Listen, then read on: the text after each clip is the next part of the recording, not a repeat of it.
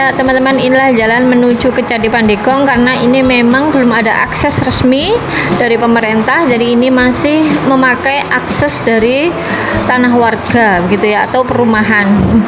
Ya, jadi ini kita melewati sawah-sawah ya, jadi memang yang punya lahan itu memberikan bantuan ya, masih bantuan akses jalan menuju Candi Pandegong.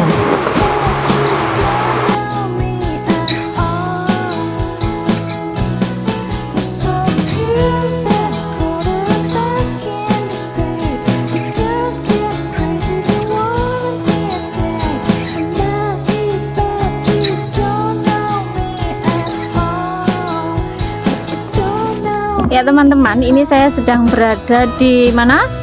Candi Pandegong, tepatnya di Dusun Kuasen, Nganto, Kecamatan Mojowarno ya. Jadi ini masih satu kecamatan dengan tempat tinggal saya. Makanya saya tuh 5 kali ya kesini untuk ngecek.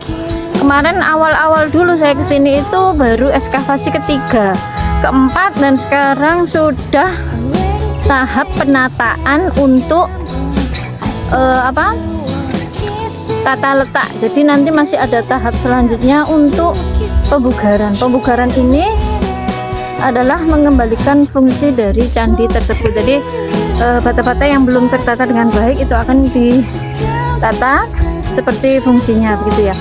Perlu diketahui ini adalah salah satu candi Pandegong yang tertua, lebih tua yang ada di Trowulan. Kenapa? Karena diperkirakan ini masihnya Empu Sendok yang menganut aliran Hindu Siwa gitu ya.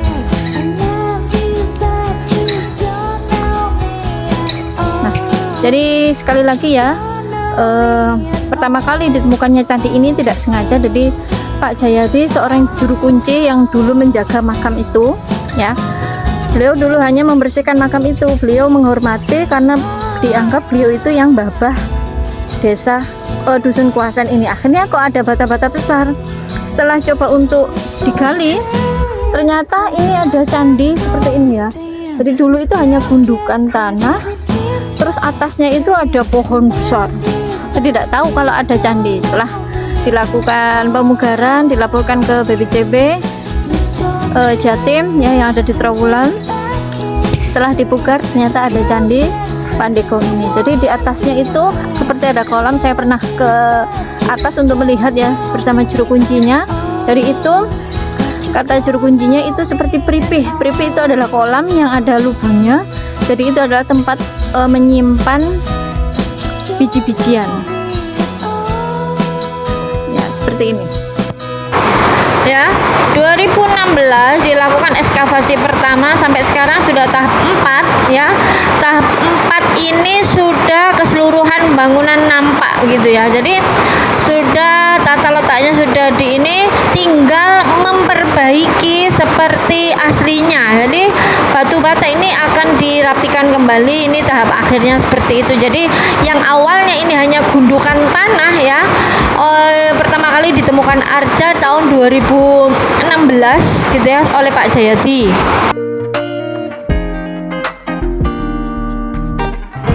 Nah, inilah batu yoni yang ditemukan oleh Pak Jayadi yang masih utuh seperti itu ya. Jadi yoni itu adalah perwujudan dari lambang laki-laki perempuan begitu ya, dan sebenarnya ada pasangannya itu watu lumpang gitu ya. Jadi yoni dan watu lumpang itu adalah bentuk dari kesempurnaan Dewi Parwara dan Siwa seperti itu. Nah, ini adalah salah satu makam ya yang 2015 itu disapu atau dirawat oleh Pak Jayadi ya, yang awalnya itu. Jadi ini namanya Mbah Ijo, masyarakat menamakannya itu Mbah Ijo dan Mbah Nambi. Nah, sepertinya kata Pak Jayadi di bawah makam itu seperti ada candi, namun tidak bisa dibongkar atau dipugar karena memang letaknya di bawah makam gitu ya. Maka diperkirakan itu masih ada bangunannya. Nah, itu ya, itu adalah 3 candi ya, Candi Perwara ya, satu yang saya tunjuk itu, terus yang di bawah makam itulah ini yang ketiga itu. Jadi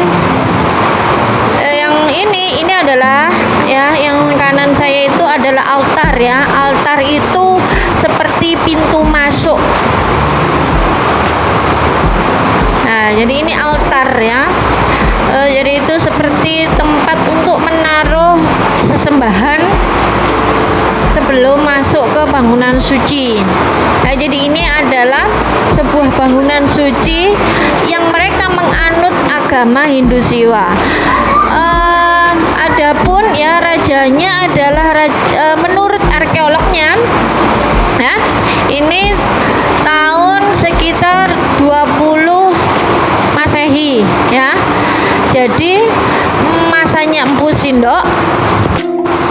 Jadi ini adalah masanya Empu Sindok, di mana kerajaan yang dipimpin adalah kerajaan Medang waktu itu. Jadi tua sekali, lebih tua dari yang ada di Trowulan. Dan itu di atas candi ya, tadi ada kayu, karena itu adalah bentuk aslinya ya. Jadi pohon yang ada di atasnya itu awalnya seperti itu memang.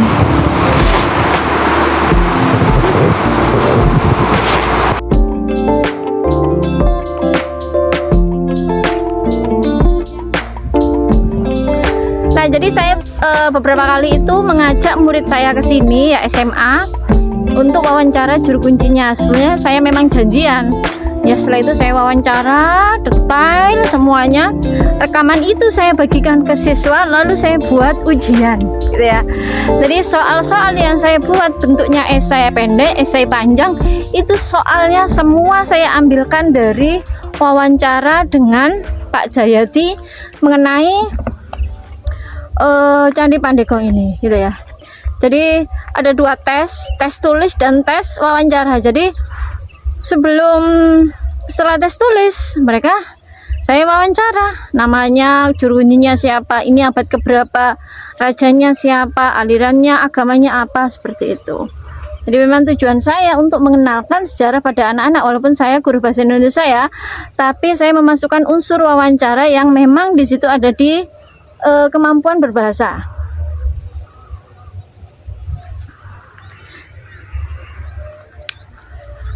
Nah,